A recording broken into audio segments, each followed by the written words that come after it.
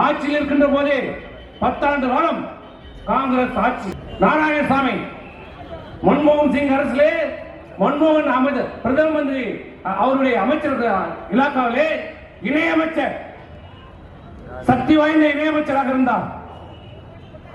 அப்போது இதே என்ஆர் முதலமைச்சர் இங்க என்ஆருக்கும் இந்த நாராயணசாமிக்கும் ஏற்பட்ட தனிப்பட்ட விரோதத்தால் இந்த பாண்டிச்சேரியுடைய வளர்ச்சி பாதிக்கப்பட்டது.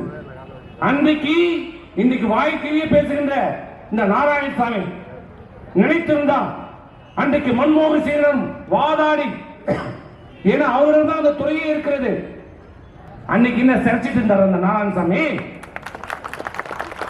அன்னைக்கு இந்த மாநில அந்தஸ்தை பெற்று தந்திருக்கலாம்ல? என்ன செய்தா? அன்னைக்கு காங்கிரஸ் உங்களுடைய அமைச்சர் அங்கே மன்மோகன் சிங் என்ஆர் காங்கிரஸ் இன்றைக்கு இருக்கிற முதலமைச்சர் என்ன செய்து கொண்டிருந்தார்? இன்றைக்கு பாரதிய ஜனதா கட்சி நாங்கள் வந்தால் எங்கள் மோடி அதை செய்வார் இதை செய்வார். என்ன செய்தார் மோடி?